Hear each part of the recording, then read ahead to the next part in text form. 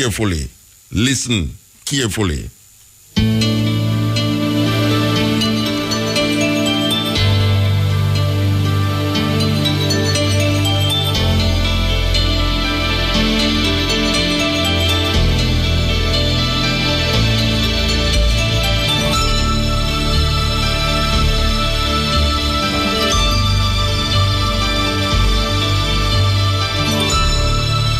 This is Stuart Wilde.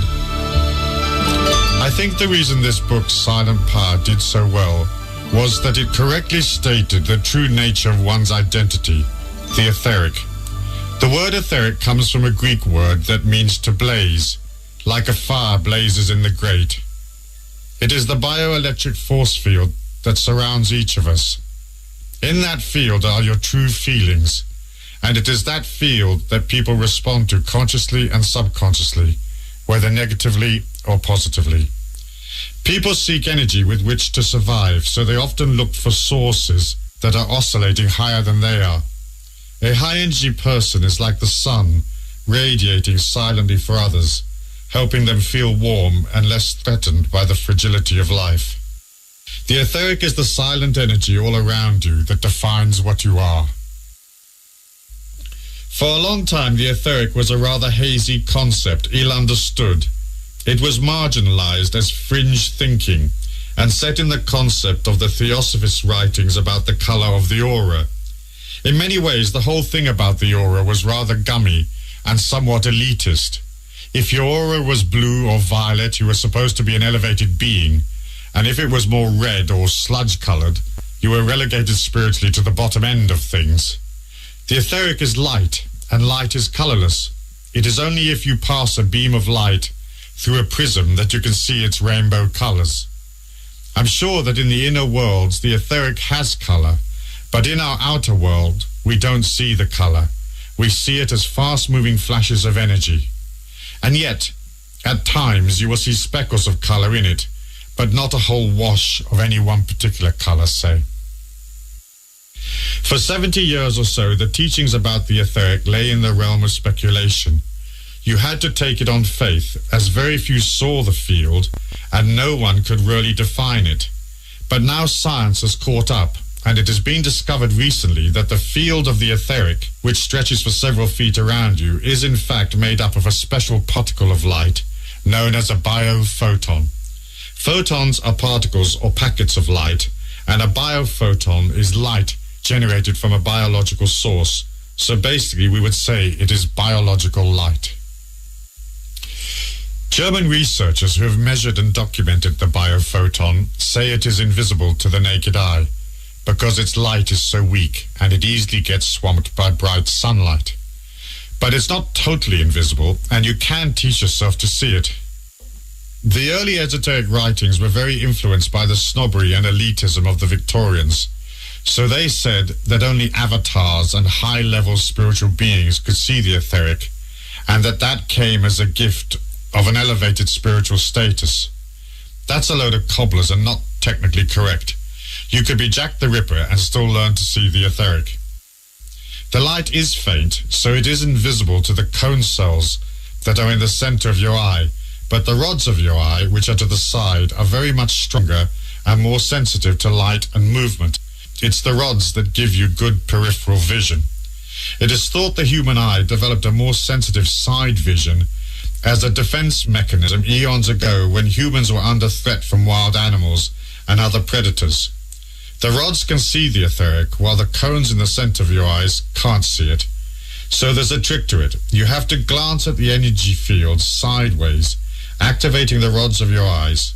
And as you learn to do this, you'll see that all living things are surrounded by the force field of biophotons.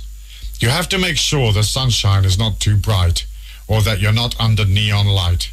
For some reason, neon light destroys one's ability to see. It is said that biophotons get their light from the nucleus of the molecules of the DNA in the body's cells, and that may well be the case. But the light is also generated as a byproduct of the electrical activity generated by brainwave activity, and also the electricity of the nervous system and the flow of blood coursing through your veins. In addition to all of that, there is the power created by muscular activity and your overall aliveness. The etheric light, its intensity, is affected by your level of harmony and balance, your minute-by-minute mood, so to speak. I came to see in the early 80s that the etheric is in fact where human feelings are stored. The body-brain mechanism can't experience the complexity of emotions and feelings. It has no complex terms of reference. It is a binary system that operates via a very simple on-off mechanism that signals messages to the brain that translate into the sense of touch, say. The brain experiences everything as incoming electricity, on-off sensations that flow along the body's wiring system that we call the nerves.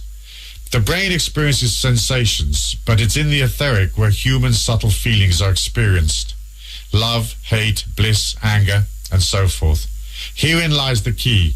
The etheric is an imprint or map, if you like, of a person's feelings, a complex set of patterns and signals that describe the secret side of our humanity, that part that we often hide away. It tells you what a person really is, what they really amount to, which may be different from what they say they are or how they look. Many a crooked lawyer looks as straight as a die, all togged up in his suit and tie, spouting fine words, but in his etheric feelings you may realize he's a professional liar, a ruthless predator eager to feed off you and your lack of knowledge. Lawyers can't get to heaven. There's a mechanism that prohibits them. That has always rather pleased me. I'd hate to go through the tedious effort of living a pious life only to find a lawyer standing next to me at the pearly gates. Now that really would be lousy karma. Anyway, by reading the etheric, you ought to be able to tell who's a crook and who isn't. Even if you can't as yet see the field of energy, you can definitely feel it. It's just a matter of telling yourself that you have the power to do so. Some people are naturally psychic, but everyone has feelings, and the more you control your ego and process your life, the more sensitive you become to the feelings of others. The trick is to reach out and touch a person's energy from a distance and pull back towards you a particle of those biophotons I spoke of before. Each of those quanta of light will have a holographic entirety of the person you're looking at. Imagine this. You're watching a person walking in the street and they are in a bubble that is blazing all around them. You mentally reach out with your arm and extend it all the way across the street and grab a piece of them and quickly snap your arm back. It's all in the mind's eye, but it is real nonetheless. You will feel something. There will be a predominant feeling and other less prominent feelings, but you can tell if that passing stranger is sad or hurt, or unwell, or in need of reassurance or whatever. The more you do this exercise, the easier it gets. In the end, you don't even bother with seeing your arm going across the road. It becomes just the act of mentally pulling a small part of them towards you. Though the etheric is close to the body, it can jump a long way, and when it does so, it moves very fast. I've often seen it loop across the street or across a large room. You can get whacked from a distance, as the ghouls in the etheric know how to bounce off one human to hit another. There was never much defense against that, except to stay away from crowded areas, especially where people are violent or elitist or very agitated, like, say, at a football game. There's a war in the inner worlds between the forces of a ghoulish nature and those humans aligned to that darkness, and the millions of others that are more sympathetic to the human condition and more loving. If you're good, you'll get whacked left and right all the way. That's your karma. But it is changing now. The domination of the inner ghouls and their human allies is being broken down with every day that passes. Your silent power comes from your tenacity and your ability to endure and to proceed no matter what the odds. What makes it easier is when you begin to control your mind and not allow it to tow you around by the nose. You stay detached and you learn to let go. You have to somehow stop the mind asking questions and worrying. You have to trust and accept life as you find it and not struggle against it. When you turn negative, you turn your etheric inwards, folding in towards you. It's a protection thing, like pulling in and huddling up, waiting for an attack. This is dangerous, as adverse energy can find you. When you're loving and positive, the etheric rolls outward, and in doing so, it protects you from the incoming etheric of others. Also, when you're critical of others, you trash your power. It lets them in. The very thing that you're bitching about comes and joins you. You are part of it, and it is part of you. In your judgment of it, you own it. It is now part of your energy because you've set it in there with your emotions and feelings. You've pasted it all over your bulletin board, so to speak. In a way, you just want to become an observer of life and have no particular comment on what you see. In this way, you glide along without altering things too much, touching life only very little and not infecting reality in which you find yourself. If you walk through a mall and absolutely no one sees you, they never look at you or notice you, then you know you have your etheric greatly under control. When you gaze at the woman in the red dress, your energy goes towards her. She feels it and looks back at you. But if you can view her without any reaction, then you glide through life without tainting it, and you glide through silently. Every so often, stop where you are and stand still and blank your mind and go silent. And as you do so, you will feel your energy expanding. It races out to the far reaches of the universe. You can feel yourself pulsing, radiating outwards. You can feel that you are so much greater than what you think you are. You're an eternal pulse, and that pulse is connected to everything. You are connected to everything. Years ago, I'd take small groups of seminar participants out in the street, and in a matter of an hour or so, I'd show them how to read people passing by. Everyone can do it once they know they can. A person's emotion is etched in their face, and if they've had the same emotion for a long time, it changes the shape of their face. You soon see it. It's more than body language. It's the way the body is sculpted over time by the human personality. If a person is mean, their eyes look mean. If they're angry, you can feel it. If they're cruel, their lips go thin over time. If they're a predator, it's also on their lips. They change shape. You can imagine them biting you for a little feed. I know a man who is a slick wheeler-dealer type, and he often talks through the side of his mouth, even when there's no particular secret or deal going down. And yet now his mouth is shaped that way, as if he's whispering round corners all the time. Everything about him looks shady. His hair is black, and he puts little blonde streaks in it, which might be very nice if he were 18 years old, but he's almost 50. Talk about mutton dressed as lamb. He's very vain. Life is all about him, not other people. If you saw them push their shoulders forward from side to side as they walk, it's a way of making space for themselves and threatening others, because obviously a very important person doesn't need others getting in the way. It's usually a form of walking and showing off at the same time. They strut and glance left and right to see who is watching them. A powerful person doesn't need to show off. He or she is humble. The more powerful they are, the more humble they are. That's always the case, because if they have a silent power, they will have an intimate relationship with God. And if that is so, they are bound to be humble people. It's simple. If a person is slovenly, you can see the laziness and the indulgence of their life, which is often written not just in their attitude, which often says the world owes me a living, but also in the rolls of fat around their body. Elitism looks weird. I don't care for it much. It is often manifest in the way some hold up their chin as they walk. They look down their noses at men that wear a moustache as part of a beard are very different to men who just wear the moustache. But they often have an intensity, a violence inside of them that's really nasty. And so it's just a way of just looking at things. People with very thin lips are often very mean and cruel.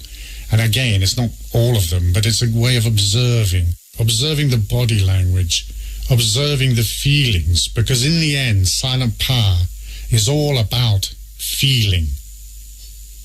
It's all in the perception of it and the feelings. That is the only reliable yardstick for working out what the truth is in any given situation. The mind tries to guess what will happen next, or what is correct in any given situation. It makes it feel important when it guesses right. So the mind looks for patterns that may be repeated in the future to tell it what will happen. The horse won twice in a row last month, so we'll have £500 on it today. Oh dear. This is why I say in my books that free will is for amateurs, because free will is part of the dogmatic nature of the ego. It's the ego insisting that it is right and in charge of your life. It's the inner Nazi, really. And wasn't it free will that got you to the stoplight in time to hit the school bus? And didn't it get you married to a complete disaster?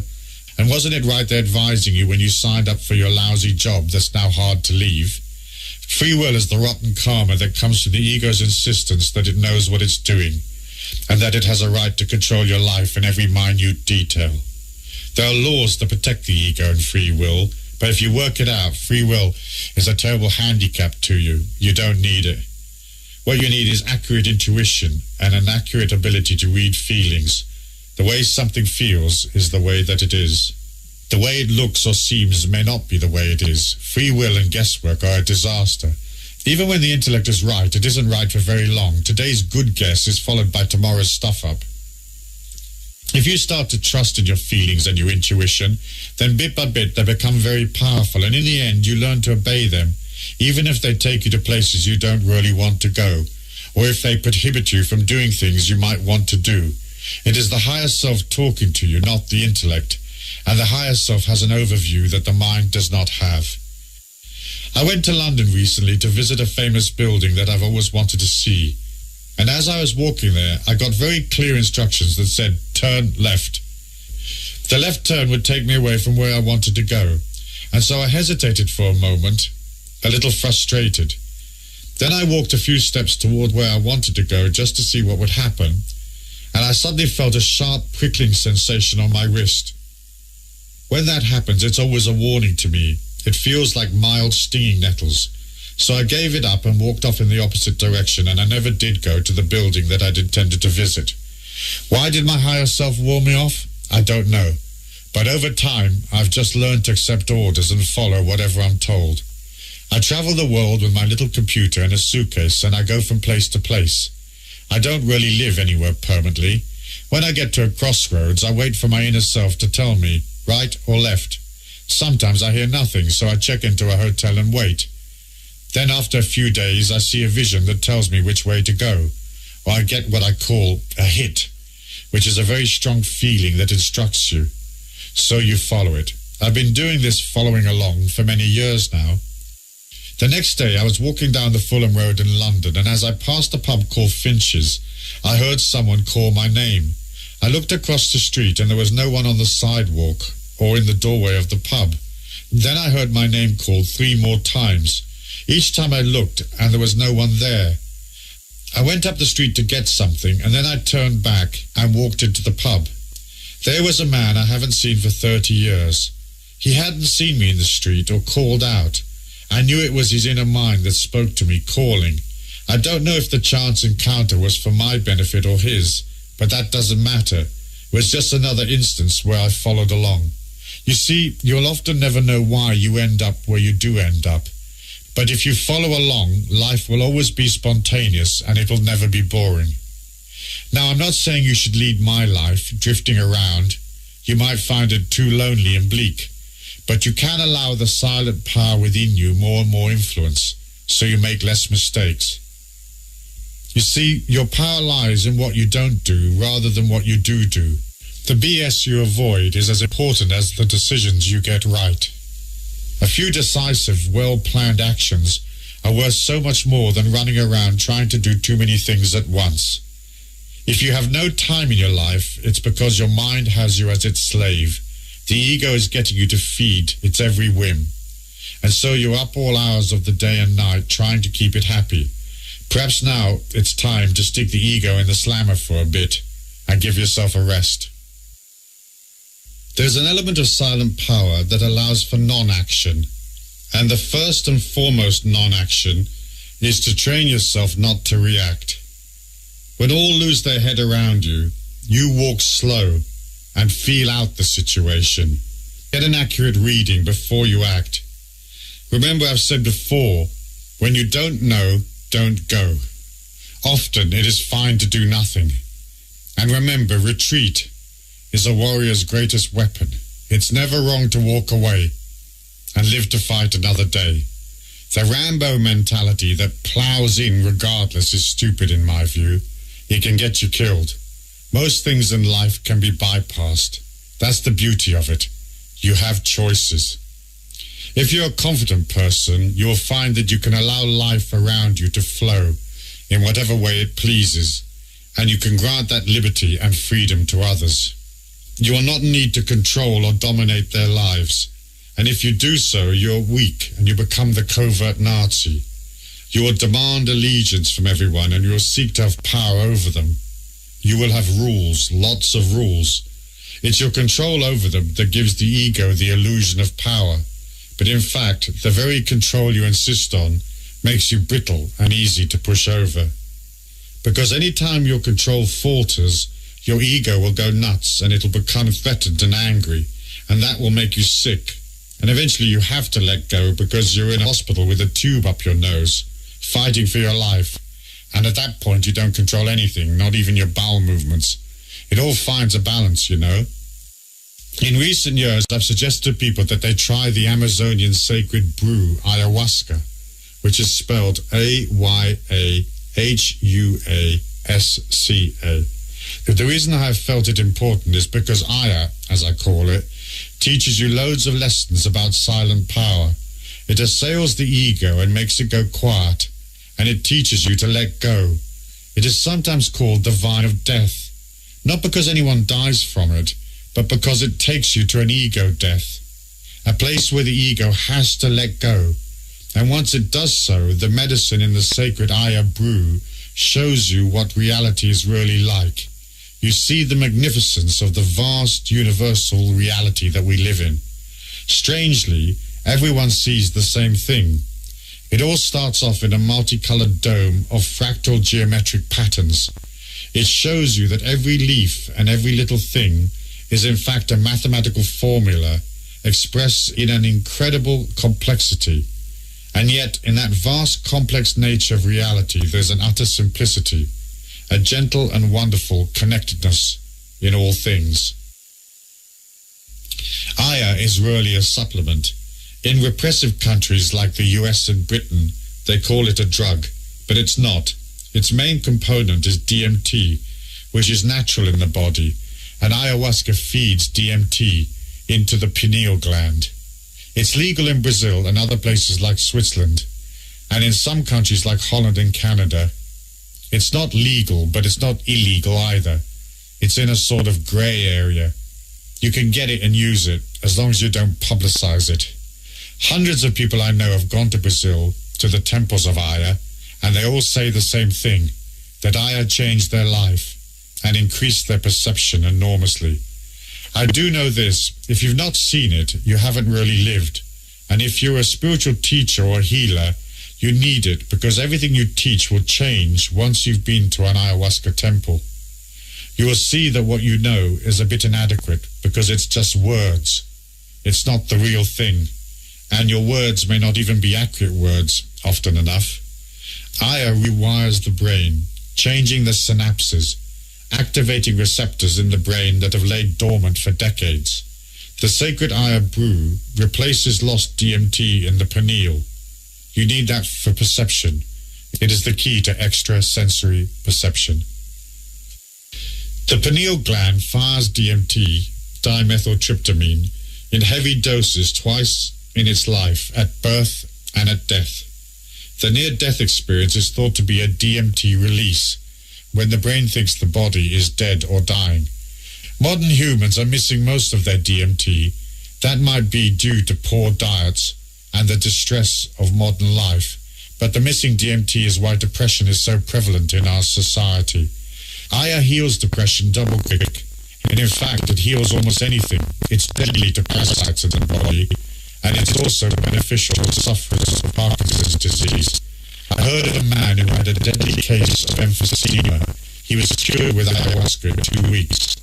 I mention Aya because it's where everyone goes once they have no place else to go. No more books or seminars or whatever. It's where the teachers go once they have painted themselves into a corner and they have nothing more to say except to repeat what they've already said. Aya takes you to another dimension, many other dimensions, and from there you see life in a more powerful way, and you can come back and teach that to others.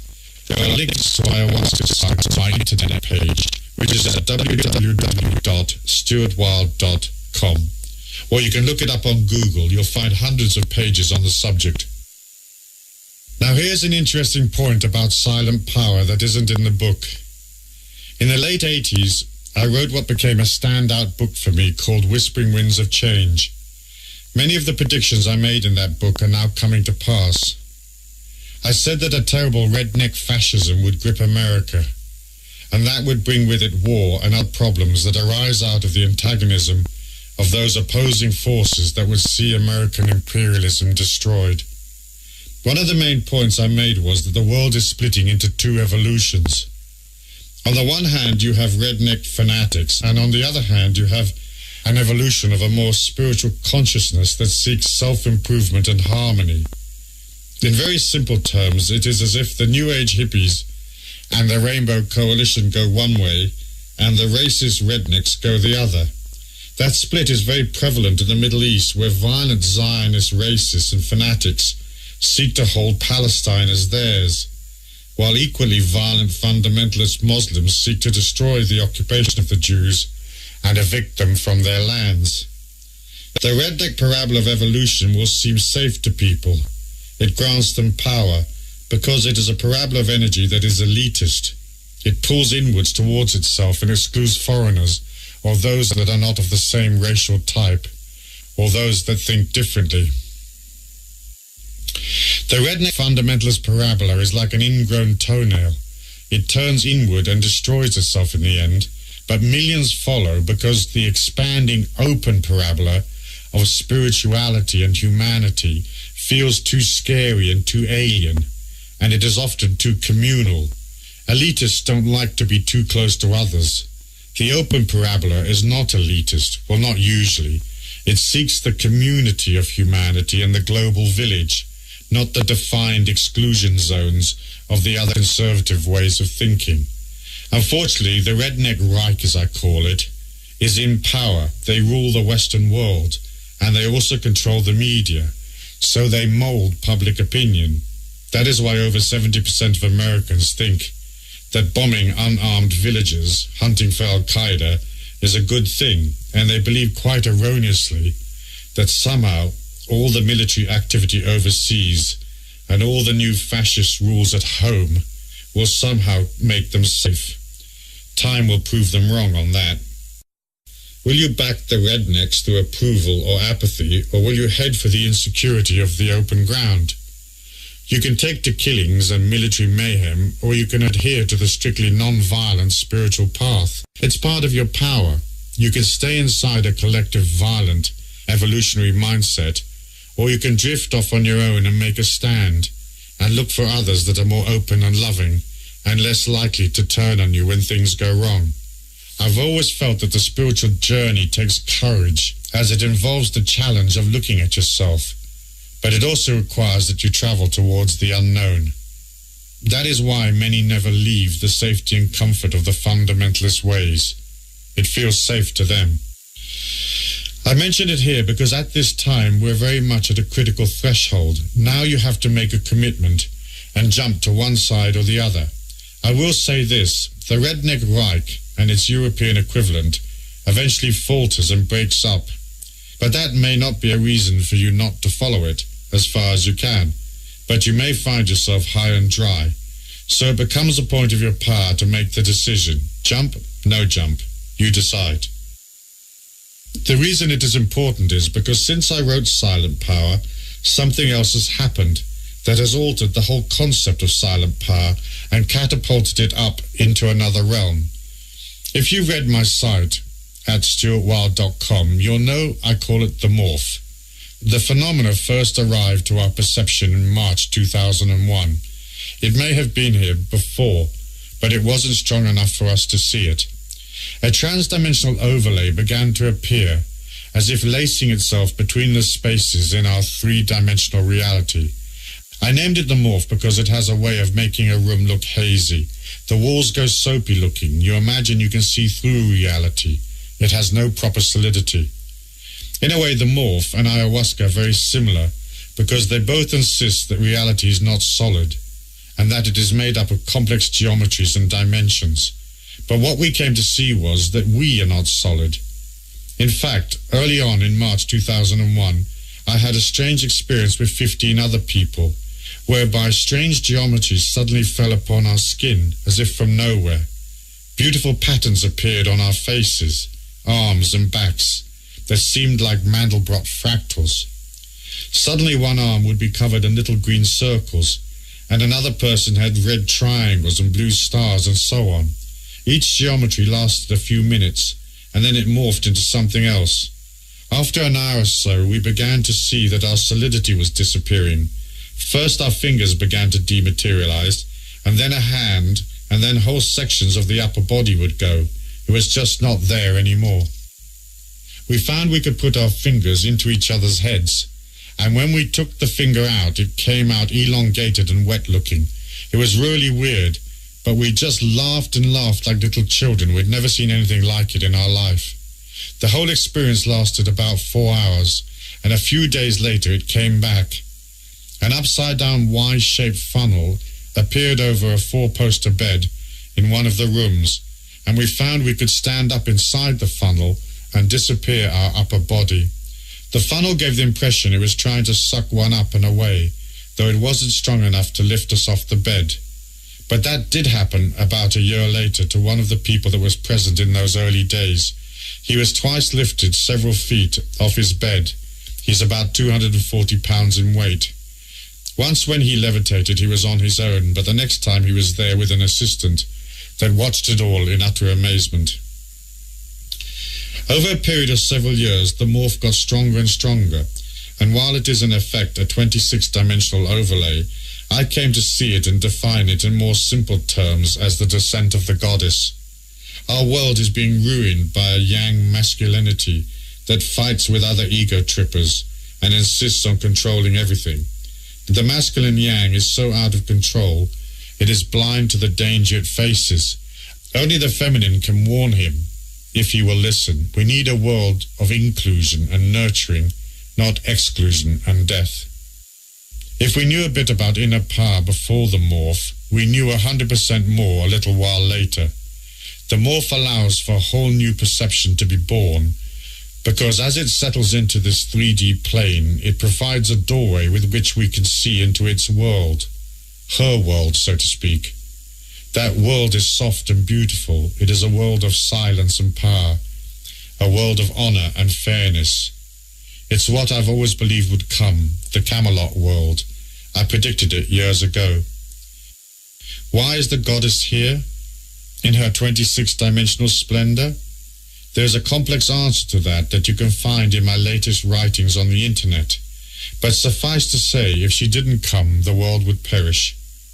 And those humans that seek redemption and upliftment and a spiritual evolution would fade in despair. For the yang redneck racist politicians rule the world. Spiritual people are not in power because they're not elitist or part of the status quo, nor do they seek power over others. They know that that is a recipe for destruction. There's no spiritual percentage in controlling people. The goddess is here to show the way and to pull down the controlling mechanisms, to establish a new way, one of softness and compatibility. For that to happen, the human shadow has to be brought out of hiding and exposed, and people have to learn to suffer it and process through it. None of us is white. We're all a little black and a little white, grey in spiritual terms. None of us is righteous, not in spiritual terms anyway. We're all blotted by our upbringing and the way we have lived our lives and the way we have treated others, either silently in our minds or overtly through our actions and speech. So she's here to show the world its evil, but beyond that, she also shows the world the way forward, and that is the silence or the power of a new beginning, whereby the sins of the world are washed away by the Lamb of God, in the sense that she is the Lamb of God, but she's also Kali the Destroyer. So the world of the ego will fall in steady thumps. Western society as we know it will almost entirely disappear.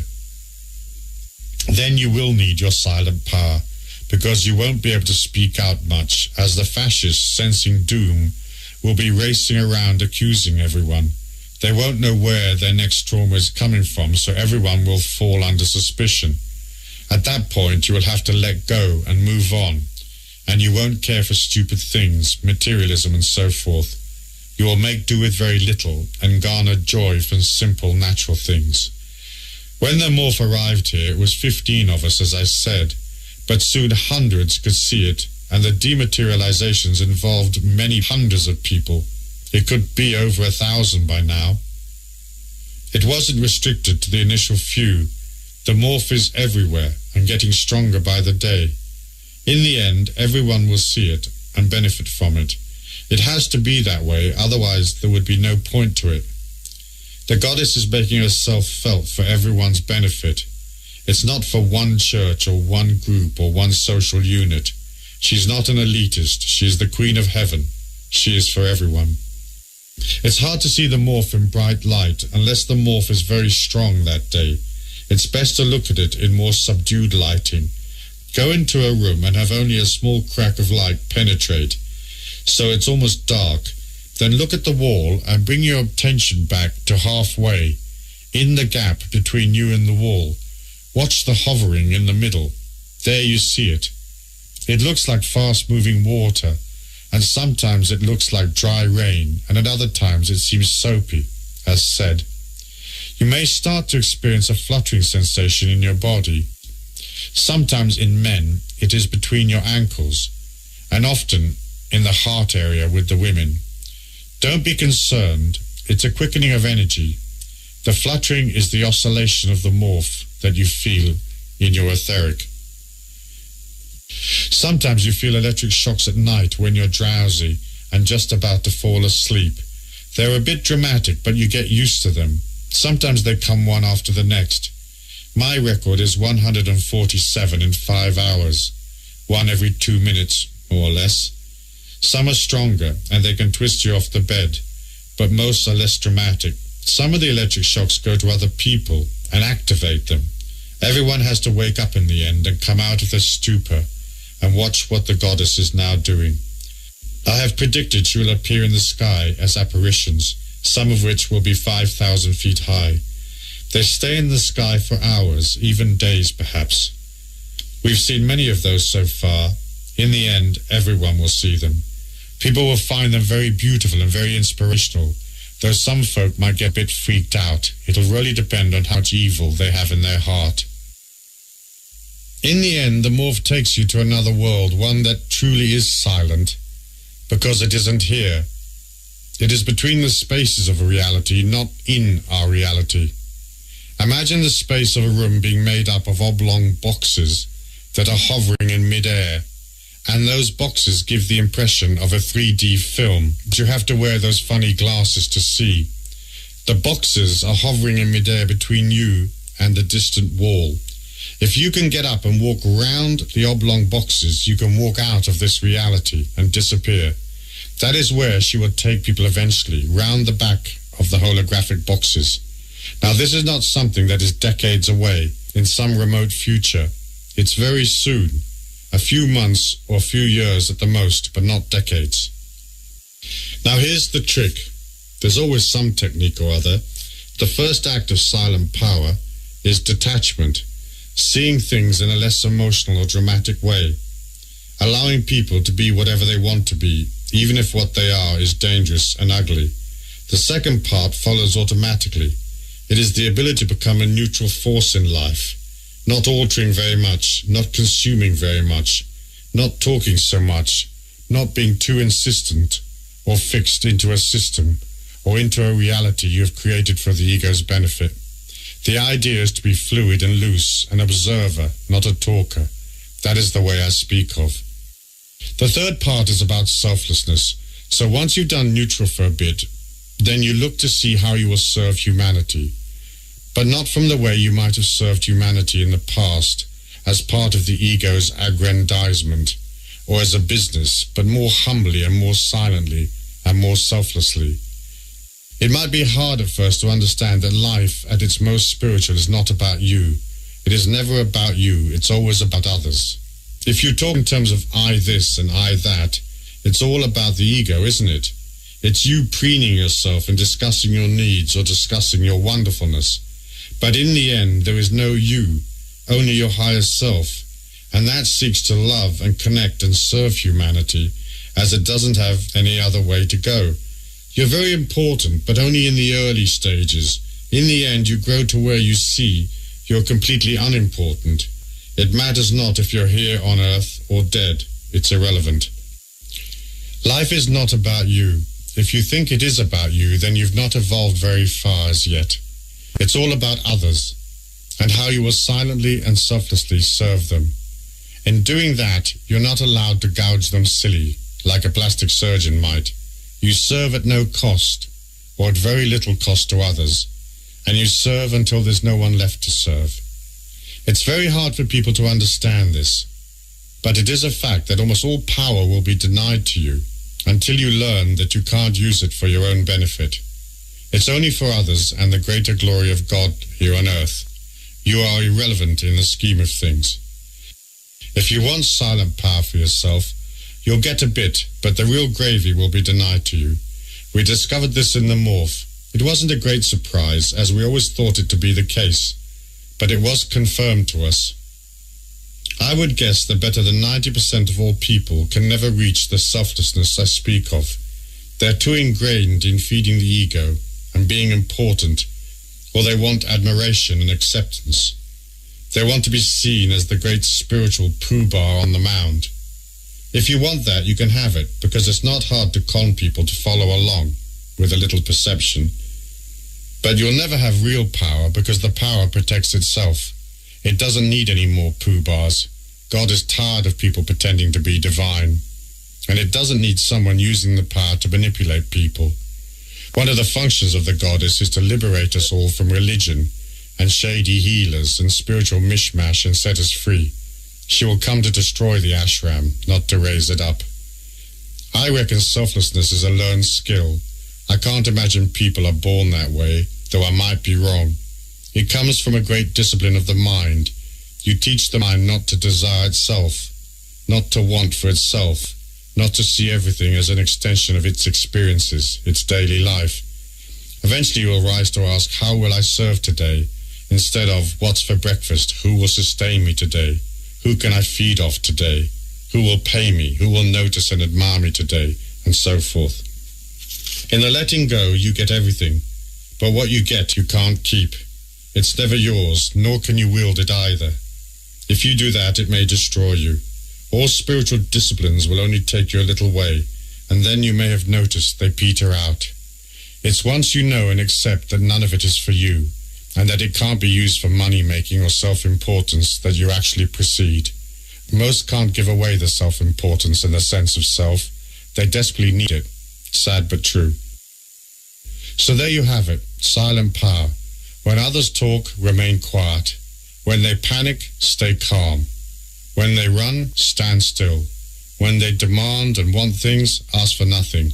When they eat, fast, and so on. It's always the act of going in the opposite direction that the collective mind will go. For the collective mind will burn itself out, rushing around. You stay still and conserve your energy and wait and watch. It all comes to you in the end if you're selfless, and you don't seek it or yearn for it, and if you can wait for as long as it takes. Bye now. This is Stuart Wilde.